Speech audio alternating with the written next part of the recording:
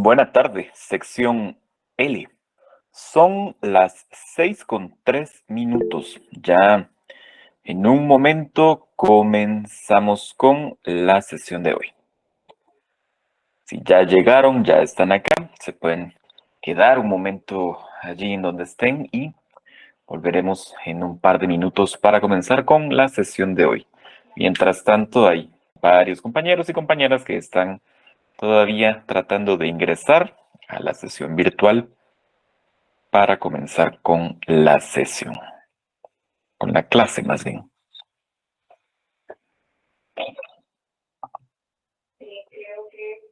Recuerden, hoy es viernes 11 de agosto.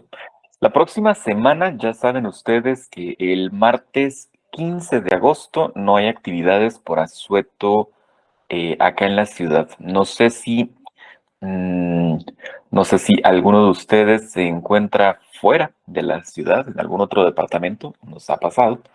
Tenemos compañeros que estudian desde otros departamentos, pues para que lo tengan presente, el próximo martes 15 no hay actividades porque tenemos asueto. Y creo que con ustedes tenemos clase los martes, entonces no nos vemos martes, sino nos vemos el próximo viernes.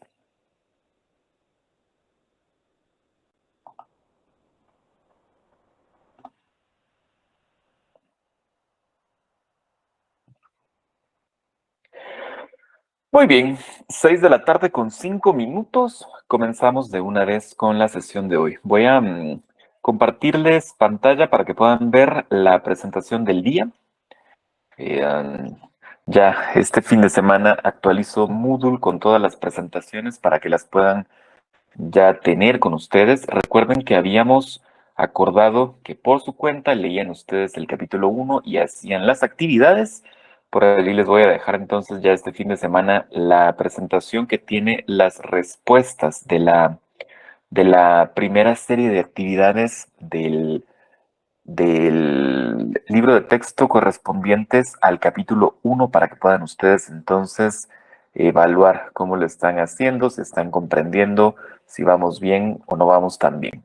En realidad, el libro, si ya comenzaron ustedes a hojearlo, se darán cuenta de dos cosas principalmente. Primero, que los capítulos no son para nada extensos y segundo, en esa misma línea, no son tampoco para nada complejos. En realidad, esta primera etapa únicamente es una etapa que les va a permitir formarse una idea acerca del proceso histórico de la filosofía y más o menos a qué se refiere cada uno de los conceptos importantes en esta materia. Donde se complica un poco va a ser después del primer parcial, cuando hablemos de lógica, que hablemos sobre todo que hablemos acerca de conceptos, proposiciones categóricas y silogismos principalmente. Allí requiere de bastante concentración por parte de ustedes al momento de hacer cada una de las operaciones que debamos realizar. Ya les decía en su momento, hace unas cuantas semanas, que esa parte del curso se parece bastante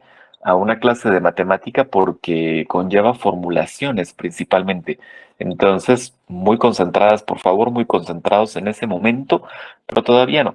Todavía estamos en un momento en el que estamos abordando un poco de teoría, estamos abordando también un poco de conocimiento acerca de diferentes corrientes y eso es lo que principalmente en eso se va a enfocar la primera prueba parcial, que no es que esté ya a la vuelta de la esquina, pero sí está muy cerca. Recuerden que con ustedes tenemos examen el próximo 24 de agosto, eso es jueves, y ahí van a ingresar. Yo les dejaré un temario para que puedan ustedes saber exactamente qué estudiar, pero principalmente serán las notas de clase y en función del libro.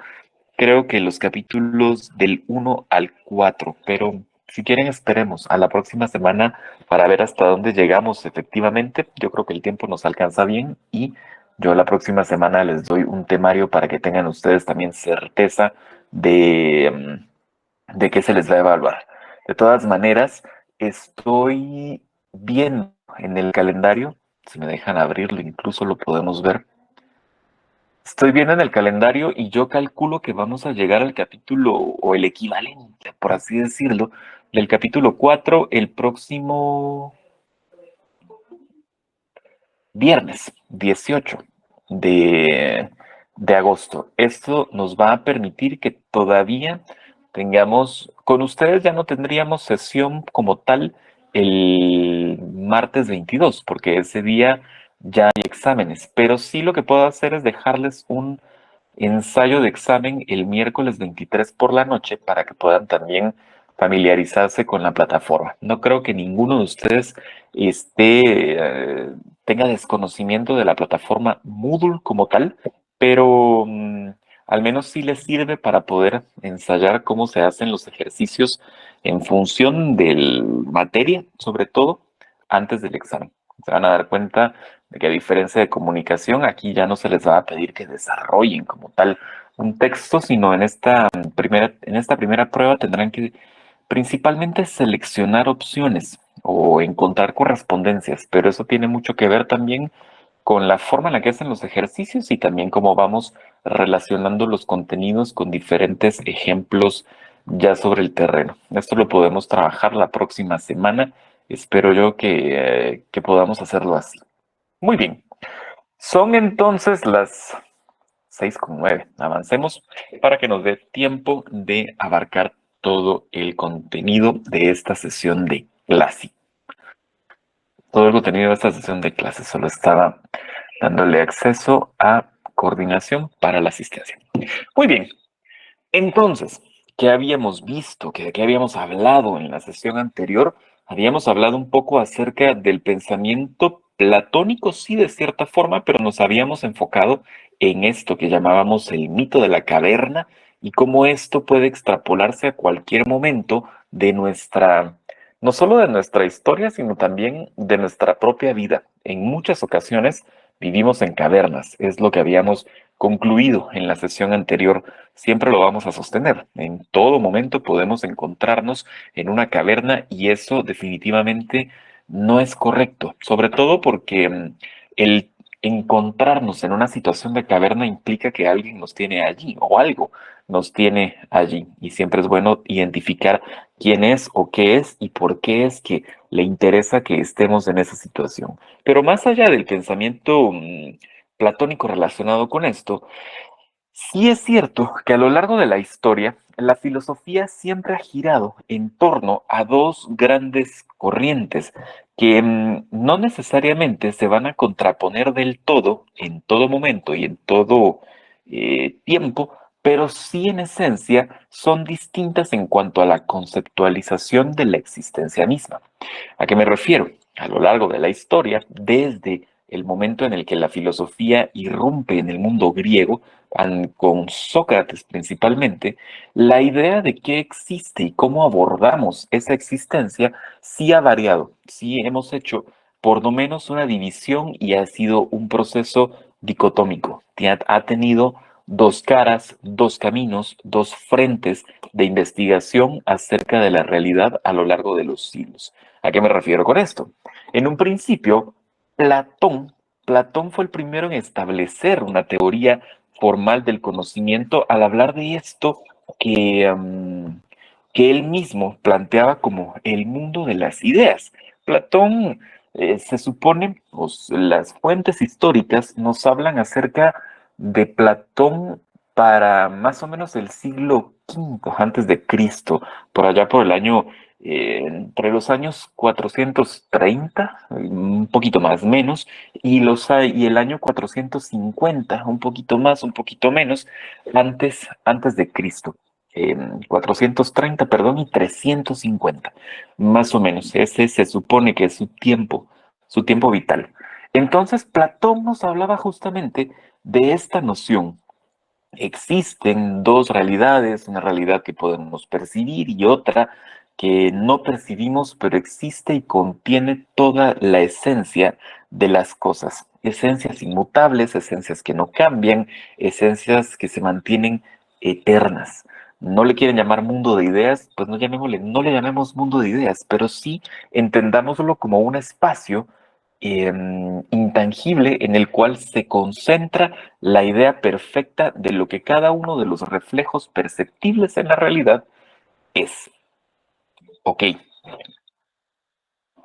Por otro lado, uno de sus discípulos, Aristóteles, que es un poco posterior también, él dice, no, en realidad lo que el maestro está tratando de decir, lo que Platón está tratando de decir, es, si bien es cierto que hay una esencia perfecta de todas las cosas que podemos, a la cual podemos acceder por medio de la razón, yo no estoy de acuerdo con eso, decía Aristóteles. Al contrario, yo creo que todo lo que percibimos realmente está siempre allí, más allá de que lo percibamos o no. Mi existencia es irrelevante para la existencia de las cosas. Al final, decía Aristóteles, más allá de lo que Platón pueda plantear como una creación de conocimiento por parte de la razón, yo y mi razón misma únicamente somos materia que conforma el mundo.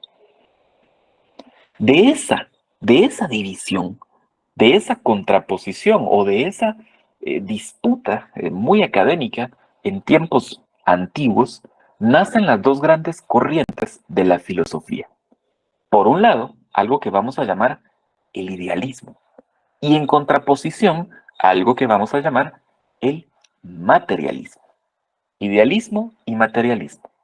Dos palabras que se dicen fácil, pero en realidad acarrean más de 2000 años de una constante disputa por tener, no, ni siquiera por tener la razón, sino por tener la fórmula más acertada para poder describir aquello que entendemos como la realidad y como la existencia.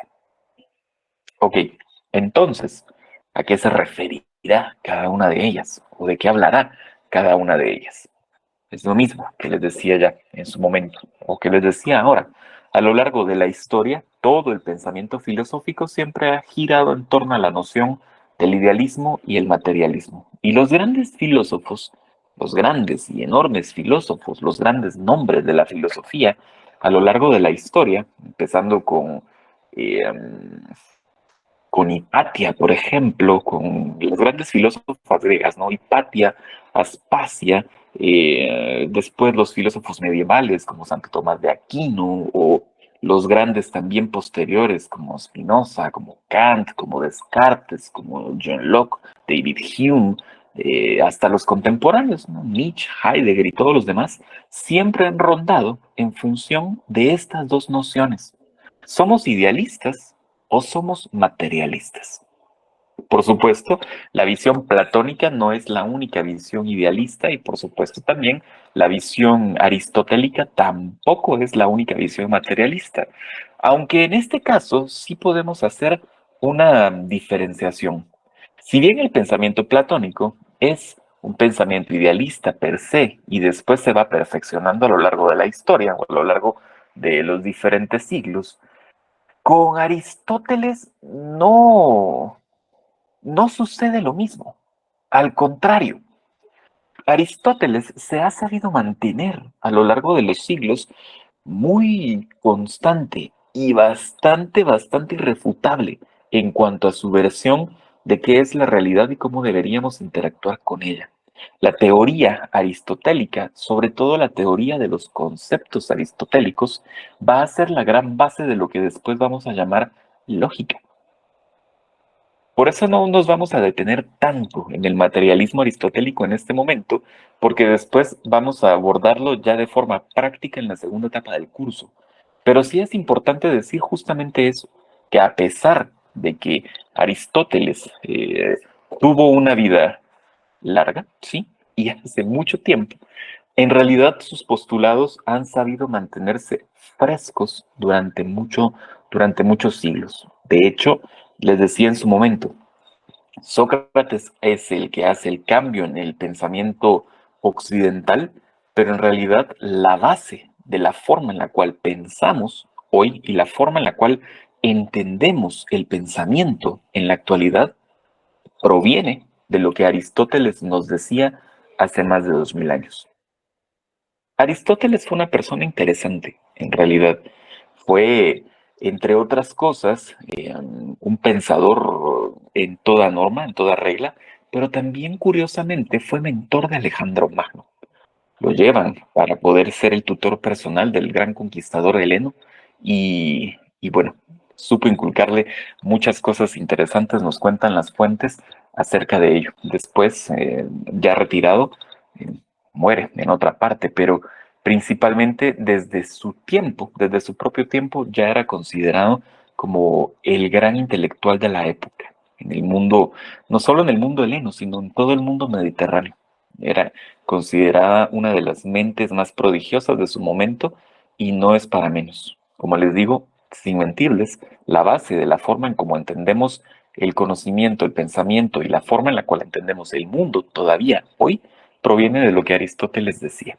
Y no con ello quiero tampoco tomar postura y decir que debemos ser materialistas, filosóficamente hablando, por encima del idealismo. No, pero sí es un hecho para muchos usos prácticos, sobre todo para usos científicos, el materialismo termina siendo más funcional o siendo bastante más efectivo como forma de pensamiento y como forma, sobre todo, de organización de la realidad. Veamos entonces, tranquilamente, ¿de qué hablamos cuando hablamos del idealismo? El idealismo, más allá de todas sus formas, más allá de todos sus postulantes y más allá de toda la teoría que está relacionada con él, en esencia, el idealismo lo que cree es esto que ustedes ven en pantalla. La realidad solo es una creación de la mente que piensa, nada más. Ahí podemos encasillar, por ejemplo, el pensamiento platónico de un mundo supranatural que no podemos concebir, pero que no podemos tocar, pero sí podemos concebir. Y en él guardamos la esencia de todas las cosas. Al final es únicamente una mente que se cuestiona si aquello que percibe es real, si aquello que percibe realmente existe y si aquello que percibe como tal no es un engaño de los sentidos, sino puede ser fiable. En esencia, entonces, el idealismo lo que nos plantea es justamente eso. La realidad solo es una creación de la mente humana y es por medio de la razón que podemos acceder a esta realidad, que podemos conocer aquellos fenómenos que están alrededor nuestro y nos van a permitir comprender también nuestro propio contexto. Para un idealista, por ejemplo, un gato, pensemos en un gato jamás va a saber que es un gato, simplemente no lo va a hacer, porque en realidad el gato como tal será únicamente un fenómeno en el cual podemos confiar al momento de percibirlo, pero la, la condición de gato se la vamos a dar nosotros. Es nuestra mente la que va a crear la idea de un gato, independientemente de si el gato lo conoce o no, de si el gato lo sabe o no lo sabe. No importa, porque no es la realidad, porque la realidad al final únicamente va a ser aquello que la mente humana construye. ¿Es una postura interesante? Sí, sí es una postura interesante. Sobre todo por la noción primero de, bueno, tres pensadores son importantes en esta línea. Los voy a anotar acá. Después los voy a borrar, pero se los voy a dejar anotados aquí para que ustedes puedan tenerlos también. Lo que puedo hacer es que al final de mi siguiente clase se los voy a dejar aquí anotados en la presentación para que la presentación ya con los datos. Tres pensadores a lo largo de la historia, no son los únicos, pero sí tal vez los más importantes, han desarrollado ideas idealistas. El primero, como siempre, es Platón. Platón, recuerden, Platón proviene de Grecia y se supone que estaba activo más o menos, entre el año 450 antes de Cristo y el año 350 antes de Cristo. Es la probabilidad. Un poquito menos. Lo voy a dejar en 430, exactamente, antes de Cristo. ¿Qué decía Platón entonces? En esencia, existe un mundo, existe otro plano en el cual la mente guarda todo aquello que es, todo aquello que existe. Por aparte de Platón, avanzando muchos siglos en el tiempo, llegando al siglo XVII, por ahí por los años 1600, va a aparecer otro pensador importante que va a desarrollar ideas idealistas. Será Descartes. Todo esto está en el libro, tranquilas. Descartes, en el siglo XVII. ¿Alguno de ustedes recuerda la gran frase de Descartes?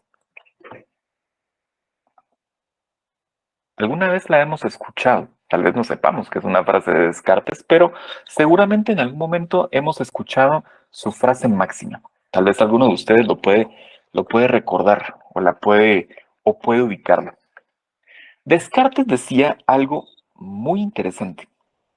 Descartes decía, pienso, luego existo. Gracias, Alberto. Vamos a ver, vuelvo por acá. Pienso, luego existo. ¿Qué significa esto? En esencia, Descartes planteaba algo que se llama la duda metódica, que es justamente dudar de la existencia de todo fenómeno perceptible. Y solo después de un proceso de verificación, solo después de un proceso de racionalización del fenómeno, podemos dar un veredicto de si aquello que está fuera de los sentidos existe o no. Y por eso él mismo decía, yo solo existo porque hay una mente que me piensa. Todos los fenómenos que son perceptibles solo existen porque hay una mente que los valida. Hay un factor racional que es capaz de verificarlos. Esa pequeña frase, pienso luego existo, o cogito ergo sum, como lo dejaba plasmado él en latín en su momento, es justamente lo que concentra, lo que condensa en muchos casos la noción idealista. Esta verdad muy idealista de que únicamente la mente es el único factor capaz de comprobar la existencia, de ser la existencia misma o la naturaleza o los fenómenos un mero producto de la descripción que la mente racional hace de ellos. Esta idea, esta idea de esta idea cartesiana también la va a desarrollar otro de los grandes pensadores, ya en el siglo XVIII y cercano al siglo XIX, que es Emmanuel Kant. Kant tiene enormes consideraciones alrededor del idealismo, pero principalmente él va a plantear algo que se conoce como el idealismo trascendental. Lo del idealismo trascendental, todo esto que estamos viendo junto con otros ejemplos, también lo pueden ustedes ubicar en su libro de texto, para que lo tengan también como respaldo. Kant está activo en el siglo XVIII y muere a principios del siglo XIX, creo que 1803, creo. 1803 o 1804, una de dos, pero muere ya en los albores del siglo XIX, pero nos deja algo importante y es justamente esto que se conoce como el idealismo trascendental. Se los voy a colocar aquí. ¿De qué hablaba entonces Kant cuando nos mostraba esto que él mismo planteaba como el idealismo trascendental? Decía Kant, entre otras cosas, estoy de acuerdo con los idealistas. La materia solo es algo que existe fuera de la mente, pero es la mente la que le da sentido. Pero para poder interpretar aquello que percibo, no basta únicamente con la parte sensorial de la mente. Debe existir algo más, algo que Kant llamaba el conocimiento puro, una forma de datos que estaban de cierta forma precargados o eran inherentes a la razón humana que le permitían interpretar desde distintas aristas un fenómeno que percibía. A lo que quiero llegar con esto es justamente a este pequeño punto. El idealismo a lo largo de la historia, visto por Platón, visto por Descartes, visto por Kant o por quien sea idealista en su momento a lo largo de la historia, siempre planteará lo mismo. La realidad es un constructo de la razón. La realidad no deja de ser una idea que creamos en la mente.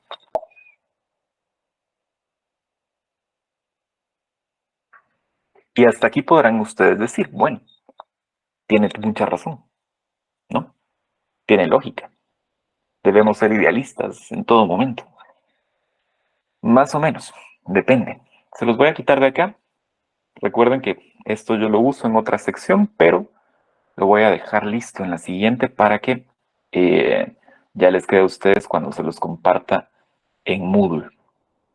Lo cierto es que el idealismo siempre va a tener que contraponerse al materialismo. Y el materialismo, en este sentido, es muy claro. ¿Qué existe en el mundo? Materia, únicamente materia. ¿Qué es la realidad? Materia, nada más. ¿Qué es la mente que razona y que le da sentido a la existencia? Solo es un producto de la materia. Nada puede existir fuera de la materia. Todo es así, en el sentido completo de esa frase. Todo es. Y la mente, como un producto o un subproducto de la materia misma, únicamente puede describir aquello que percibe. Quiero ver qué más les tengo por acá. Sí. Entonces, ¿qué nos dice el materialismo? Entre otras cosas, que el pensamiento es un producto más de un conjunto de materia que ha tomado conciencia sobre sí misma. Ese es el eje del pensamiento materialista. La razón, el intelecto, la cognición, solo es materia. Nosotros mismos solo somos materia que ha tomado conciencia sobre sí misma. Y dice el materialismo histórico a lo largo de sus diferentes pensadores, el pensamiento y la razón hacen especiales al ser humano porque no pueden existir fuera del cuerpo. Pero eso se va a contraponer con lo que hablábamos hace un par de clases, ¿no? ¿Qué pasa entonces con la transhumanidad? ¿Qué pasa entonces con las inteligencias artificiales? Si alcanzamos la transhumanidad, ¿seremos pensamiento fuera de un cuerpo, sí o no? Sí, sí seremos. Y eso obligará entonces a cambiar, entre otras cosas, los basamentos filosóficos de la existencia misma. Pero en esencia, a lo largo de los siglos, la historia del materialismo nos dice justamente esto, que primero, que toda noción de razón es únicamente materia. Y segundo, que la materia es inherente al cuerpo humano. Por eso el materialismo nos dice, el gato siempre va a ser un gato, lo observe yo o no, le llame yo gato o no, lo considere yo un gato o no. Lo que yo piense acerca de un fenómeno es irrelevante para la existencia del fenómeno. ¿Ven la contraposición? El materialismo, el idealismo nos dice que la condición del gato proviene de la mente que lo observa. El materialismo nos dice que no importa si es observado o no, el fenómeno siempre será. El gato siempre va a estar allí, lo observemos o no. ¿Quiénes han sido entonces materialistas a lo largo de la historia? Yo les voy a mencionar a dos principalmente. El primero, como siempre, ya ustedes lo saben, es Aristóteles. Aristóteles era discípulo de Platón. Vamos a ver, se los pongo aquí. Vivió en Grecia y él va por los años 300. Sí, le vamos a dar un lapso del 380 más o menos al 320. Las fechas no son concretas nunca, ya saben ustedes. Pero más o menos en esa época estuvo activo, vivió más o menos por esos años. Y Aristóteles entonces decía, entre otras cosas, lo vamos a ver después, lo vamos a ver más claro porque nos va a servir como base para el pensamiento lógico, pero ahora solo lo mencionamos. Aristóteles decía, no, todo fenómeno existe, sí, pero también es un fenómeno o es un objeto de estudio de consenso. Ojo, podemos hacer una diferencia entre lo que el fenómeno es en nuestra mente y aquello que se nos presenta ante nuestros ojos o aquello que se nos presenta ante nuestros sentidos. Entonces, decía él, todo fenómeno que podamos percibir en la realidad va a tener dos rostros, dos características. Una característica a la cual llamaremos esencial y otra a la cual llamaremos accidental. Para Aristóteles, ¿cuáles eran las esencialidades en un fenómeno? Aquellas cosas que eran inmutables, aquellas cosas que eran fundamentales para definir a un fenómeno como tal. ¿Cómo qué? Como por ejemplo, el gato. ¿Qué cosa no cambiaría nunca en un gato?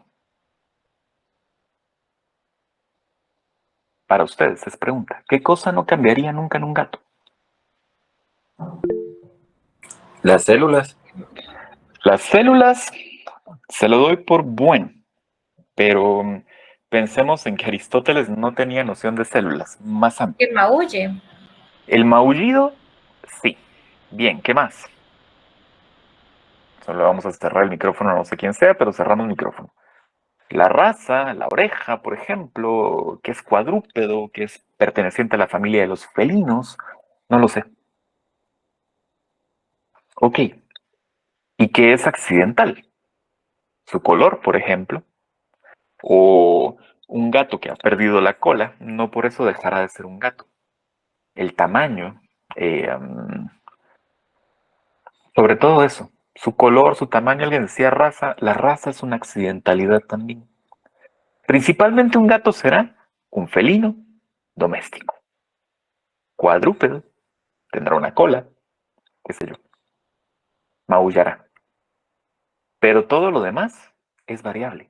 Si es negro, si es gris, si es café, si es calicó, si sus ojos son azules, son verdes, si tiene tres patas, por ejemplo, o tiene las cuatro, si solo tiene media cola, si perdió la habilidad de maullar, eso no implica que por ser un gato no sea parte de su esencia. Entonces, Aristóteles nos decía eso, justamente. ¿Cómo percibimos, siendo materialistas, la realidad? La percibimos justamente de esta manera, entendiendo que todo fenómeno tendrá una serie de rasgos que lo definen y estos estarán vestidos con una serie de accidentalidades que cambian entre una versión del fenómeno y otra. Y entonces van ustedes por la calle y pueden reconocer un libro, porque saben lo que un libro debe ser. Aunque las palabras sean diferentes, aunque el tamaño sea diferente, aunque el color sea distinto, su grosor, el tipo de papel, pero en esencia ustedes saben qué es un libro, porque han observado un fenómeno y principalmente, que esa es otra característica enorme del materialismo del planteado por Aristóteles, estas características serán abstraídas por el cerebro de forma consensuada dentro de un sistema social. Yo sé lo que es un libro, ustedes saben lo que es un libro, porque por consenso hemos definido un fenómeno que podemos percibir. Y a eso Aristóteles le llamaba la teoría del concepto. Quédense con eso, por ahora. Aristóteles tenía algo llamado la teoría del concepto, que era justamente eso, crear abstracciones a partir de consensos, partiendo siempre de que la materia es lo único que existe y es justamente, eh, y para la mente es irrelevante, o al contrario, para la materia, la mente que piensa es irrelevante, porque la considera únicamente un fenómeno más. Esta idea aristotélica es la base de la ciencia y también es la base de muchos de los postulados filosóficos posteriores. Principalmente, les voy a dejar por aquí a alguien más. Ya en el siglo XVII, junto con Descartes, que Descartes era idealista, aparecen las figuras de John Locke y David Hume. ¿Recuerdan ustedes a Locke, no? John Locke es aquel del cual nos hablaba Chimamanda en su alocución inicial de este curso, que decía ella que John Locke había ido al África y describía a las personas africanas como personas sin cabeza, que tenían los ojos en el abdomen y ahí tenían también la boca, ¿no? Pero lo cierto es que Locke y Hume empiezan a hablar justamente de esta forma de materialismo que después se va a convertir en aquello que llamamos ciencia formal, tiempo después. ¿Qué decían ellos? Que la forma en la cual nuestra mente puede conocer la materia es únicamente por medio de la experiencia. Para conocer, recuerden que conocer en filosofía significa desentrañar, abstraer y hacer propio un fenómeno. Para conocer debemos experimentar. Por ende, el materialismo, la corriente materialista de estos dos personajes se llama empirismo, que es básicamente eso. Para conocer la realidad debemos experimentarla. Para poder abstraer un fenómeno solo podemos hacerlo por medio de la experiencia. Y de ahí que Locke, sobre todo, fuera explorador e hiciera estos viajes descriptivos al África subsahariana y a otras partes. Y al final esto también se convierte en una base científica, que es la ciencia, sino el conocimiento de un fenómeno específico por medio de su experimentación.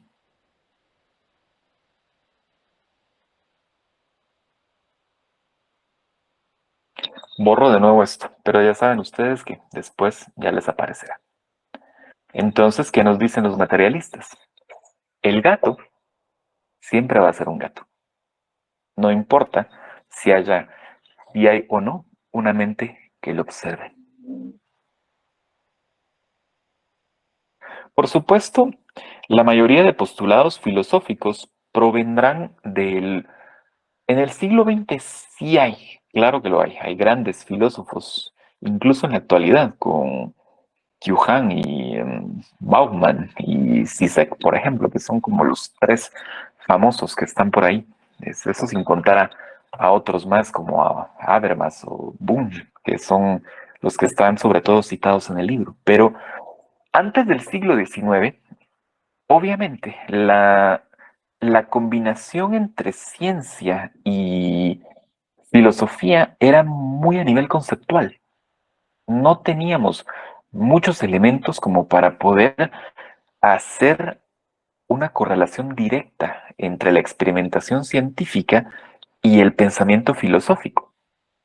Todo está afecto a ser conocido y a ser descrito por medio de la razón. Incluso, a, a lo largo de los siglos, esto ha sido una preocupación constante de los distintos pensadores y de las distintas pensadoras también.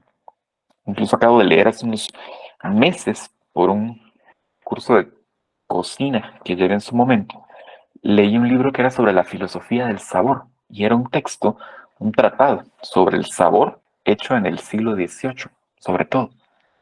Interesante, porque es también una muestra de cómo cualquier fenómeno a lo largo de la historia o en la realidad puede ser afecto de conocimiento, puede ser afecto de estudio, puede ser afecto de un proceso de racionalización filosófica.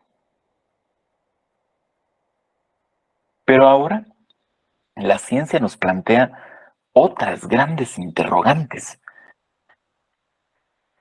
Sobre todo hay una que es curiosa y se las menciono únicamente eh, como dato de contexto, para que vean ustedes que las preguntas sobre la existencia son siempre constantes. Dejen ustedes la transhumanidad de lado porque eso eh, eh, es profundo, pero es un poco más claro. La física cuántica, ahora en cierta forma, nos ha revelado que la realidad solo se construye al ser observada. Fíjense bien en eso. La realidad solo se construye al ser observada, al ser percibida. Hay algunos estudios a nivel de física cuántica que muestran cómo las partículas se comportan de cierta forma cuando no están en observación y se comportan de otra cuando son observadas. Y eso no tiene que ver con modificar la partícula per se ni su ambiente. Es únicamente el acto de la observación el que cambia. Y la partícula es una cosa cuando se la ve y es otra diferente cuando no se la está viendo. Eso abriría la posibilidad enorme, por ejemplo, de que nada fuera de la, de nada, que nada fuera de la percepción exista realmente a nivel cuántico y únicamente se construya ante el instrumento cuando éste se dirige específicamente a ella. ¿Cómo va a cambiar esto la percepción filosófica acerca del mundo? Es muy curioso, pero obviamente como yo no soy físico, no puedo hablar más allá de esto y, y también es una discusión que seguramente tomará mucho tiempo y muchos libros sobre todo. El punto es este, la revisión de lo que existe, la revisión de aquello que llamamos realidad, está siempre en constante cambio. Pero en esencia, a lo largo de la historia, materialismo e idealismo han estado en pugna. Pero esto no es del todo así tampoco. Por supuesto que hay filósofos eh, que se apegan a una corriente y otros que se apegan a otra, pero siempre la búsqueda ha sido por encontrar el punto de encuentro o encontrar ese punto de convergencia en el cual las dos visiones filosóficas puedan combinarse para tratar de hacer una especie de eh, superpostura que permita explicar la realidad con elementos de ambas. Existe, sí existe. Se conoce como intersubjetivismo, que es una corriente filosófica bastante reciente. Reciente en términos filosóficos, pues tomen ustedes en cuenta que este es un proceso de más de 2000 años, entonces decir reciente serán unas cuantas décadas. Pero el intersubjetivismo es una corriente muy contemporánea que toma aspectos del materialismo y el idealismo para crear una postura única. Y en esencia lo que nos dice es esto. Existe una realidad externa a la conciencia que todos percibimos, pero la forma en la cual la interpretemos proviene justamente del consenso. Ojo con ello.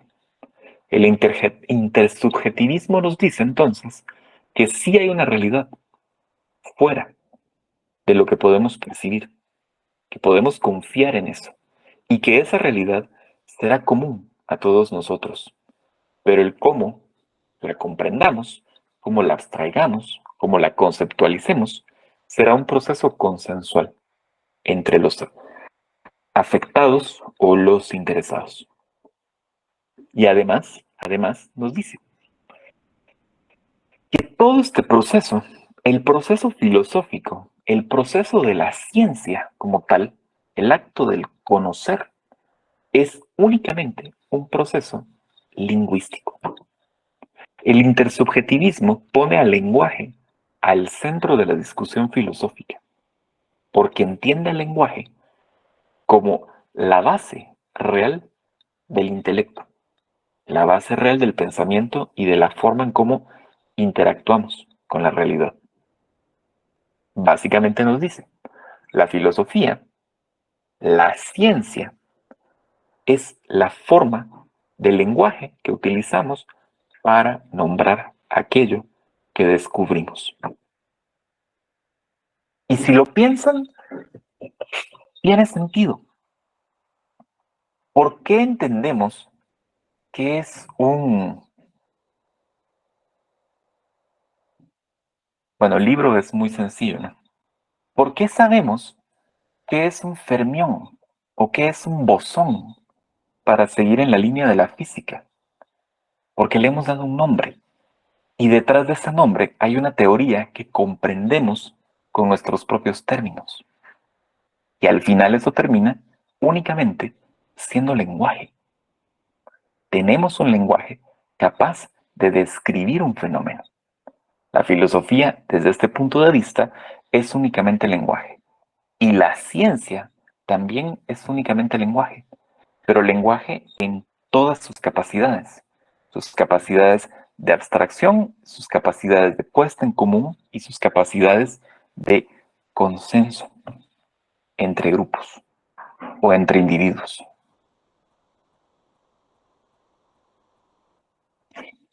¿Listo? Entonces, sí, tres versiones o tres corrientes son importantes para la filosofía. Las históricas, que son el idealismo y el materialismo. En el lado idealista encontramos a Platón como gran eje, pero vamos a encontrar en el camino a varios más, incluso a algunos medievales como Santo Tomás y otros más, pero principalmente nos vamos a topar con Descartes y con Kant. Del otro lado estará el materialismo, que comienza con Aristóteles, también muy cerca de Platón, pero vamos a encontrar a varios a lo largo de la historia. Aquí mencionamos a Locke y Hume por el empirismo científico sobre todo, pero eh, hay varios. Pero ¿dónde se encuentran? Se encuentran en esta noción intersubjetiva que habla justamente de que sí, efectivamente, hay algo afuera de nuestra mente, pero es una cuestión de consenso, el cómo entenderlo. ¿Qué les queda a ustedes de tarea? Por favor, lean en su libro, si lo tienen y si no consigan por allí las páginas, el capítulo número 2. Sí, el capítulo número 2, por favor. Quiero ver.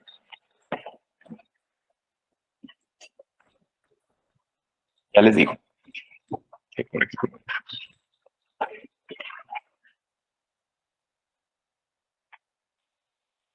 Sí, capítulo 2, que se llama Visión de Mundo, por favor. Lo leen y les queda también como tarea, por favor, hacer las actividades. Aquí en la presentación ya están las respuestas, pero ustedes, por favor, no lo hagan antes. Si les llega a ustedes la presentación antes de hacer las respuestas, antes de hacer el ejercicio, y lo hacen primero viendo las respuestas, no hicieron nada. Hagan la conciencia. Lean primero la información, hagan después el ejercicio y por último, ven la clave de soluciones. Muy bien, entonces por allí nos quedamos con esta clase. Yo las vuelvo a ver el próximo viernes. El próximo viernes. Ya yo les coloco en Moodle las diapositivas. Se las voy a tratar de dejar montadas de una vez hoy, así no se me olvida. Muy bien, estamos entonces. Pueden ustedes salir de la sesión. Que tengan un fin de semana, buen descanso el martes. Nos vemos